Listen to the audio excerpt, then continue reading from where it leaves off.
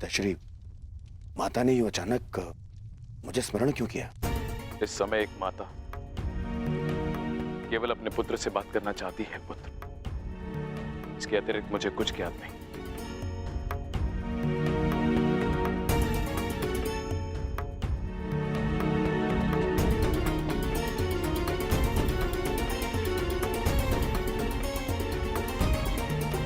प्रणिपात माता,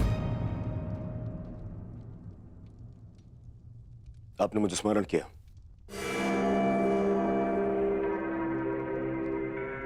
हाँ पुत्र, स्मरण किया, क्योंकि मैं तुम्हारा मरण नहीं देख सकती। संपूर्ण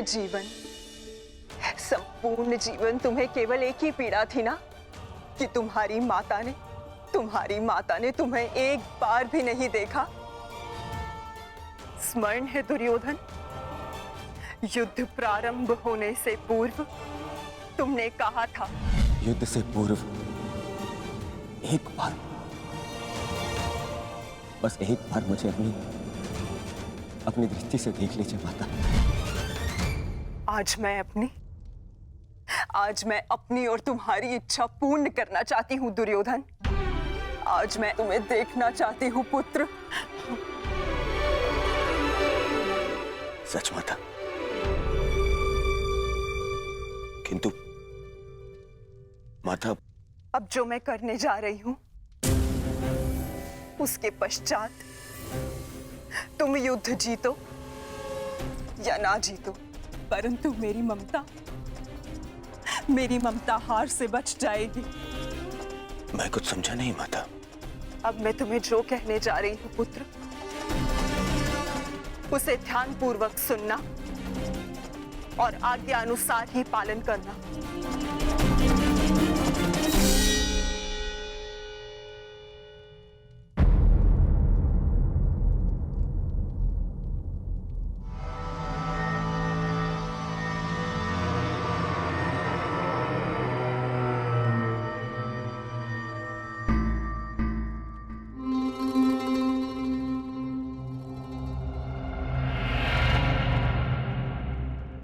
दुर्योधन,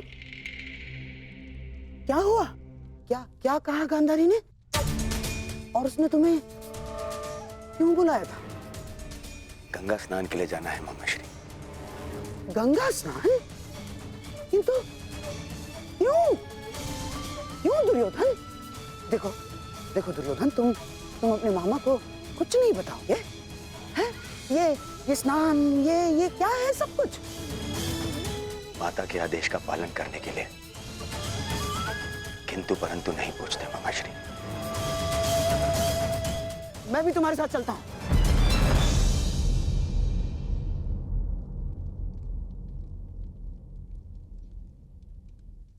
नहीं मामाश्री, ये यात्रा मुझे अकेले करनी है।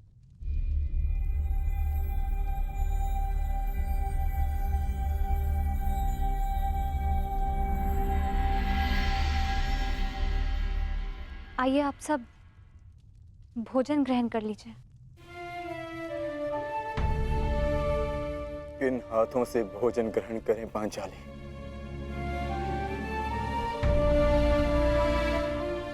इन हाथों से जो अपने ज्येष्ठ के रक्त से रंगे हुए हैं।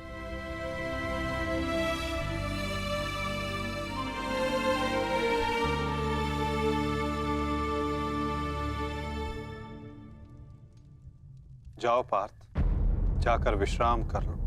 कल प्रातः पुनः युद्ध प्रारंभ होगा और उस युद्ध के लिए सज्ज रहना होगा तुम्हें।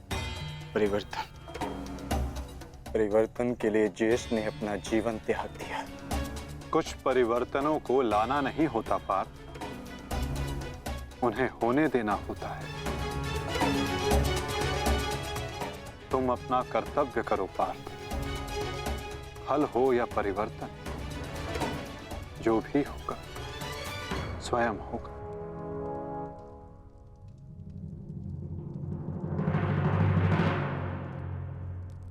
आप कहां जा रहे हैं माधव?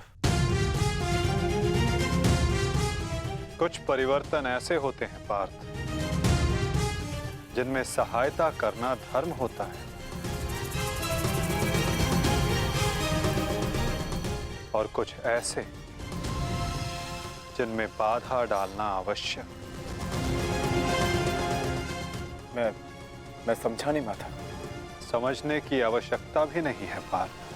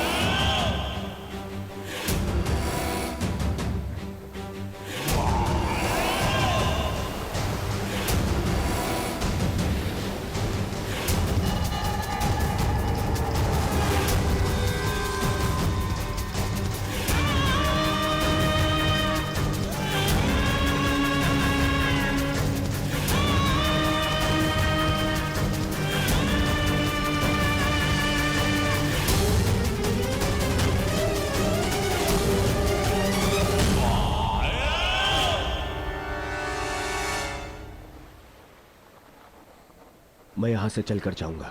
क्षमा करना युवराज, किंतु माताश्री का आदेश है। मुझे पूर्णतः निर्वस्त्र होकर उनके समीप जाना है।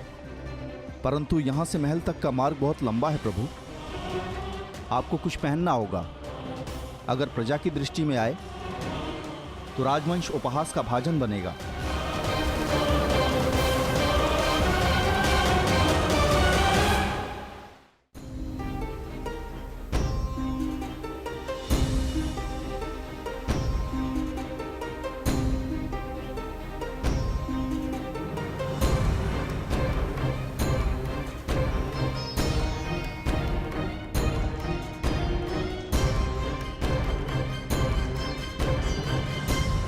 अपने पिता का आदेश नहीं मानता, बहुत बड़ा बुद्धिमान समझता है अपने आप को।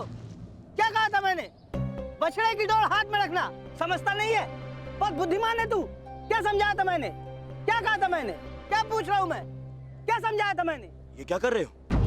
क्यों इस बालक को कष्ट पहुंचा रहे हो? अब तुम कौन हो हमारे बीच में आने वाले? ये मेरा पुत्र है, मैं जो चाहे इसके साथ वो करूं। तुम हमारे मध्य में आने वाले कौन होते हो? मैं हस्तिनापुर का युवराज हूँ। क्षमा करिए युवराज, मैंने आपको पहचाना नहीं, परंतु वास्तविकता ये है कि इसने अपने माता पिता के आदेश का पालन ही नहीं किया। मैंने इसे बताया था, बछड़े की डोर कभी हाथ से मत छोड़ना, सदैव डोर अपने हाथ में ही रखना, परंतु ये नहीं माना। इसने बछड़े की डोर को अपने हाथ से छोड़ दिया और बछड़ा खो गया। अब आप ही बताइए मैं क्या करूं? परंतु आप इस भांति अर्धनग्न अवस्था में। मेरी माता का आदेश है। देख, सीख इनसे कुछ। हस्तिनापुर के युवराज होते हुए भी अपने माता पिता के आदेश का अक्षरशः पालन करते हैं। धन्य हैं आप युवराज। माता पिता के आदेश का अक्षरशः पालन करना, माता पिता ने जो भी कहा है, जैसा भी कहा है, उस कार्य को उसी अनुरूप करना कोई आपसे सीखे युवराज। पुत्र, तुम्हारे पिता उचित कह रहे हैं। तुम्हें अपने माता पिता की बात माननी चाहिए।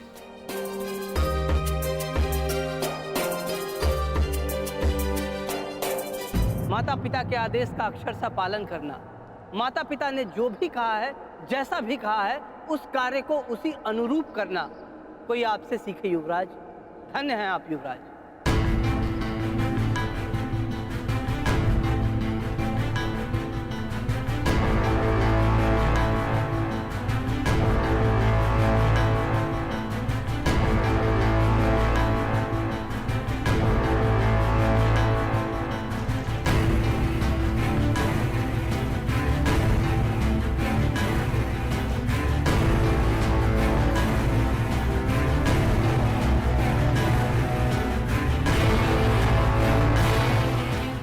माता के आदेश का पालन कर रहे हो दुर्योधन, परंतु गंगा स्नान के पश्चात यूं वस्त्रहीन क्यों होकर आए हो? माताश्री का आदेश है मामाश्री, निर्वस्त्र होकर आना है। बुद्धिहीन हो दुर्योधन। माता के लिए तो बालक ने गर्दन से नीचे भी वस्त्र ना पहना हो तो वो नग्न कहलाता है। और शास्त्रों में भी लिखा है कि युवा होने के पश्चात एक पुत्र ने अपने माता के समक्ष और एक भाई ने अपने बहन के समक्ष निर्वस्त्र नहीं जाना चाहिए। पुत्र पौत्र वाले हो गए हो ना दुर्योधन, न जाने तुम्हें बुद्धि कब आएगी। माता के समक्ष यूं अवघड़ बनकर जाओगे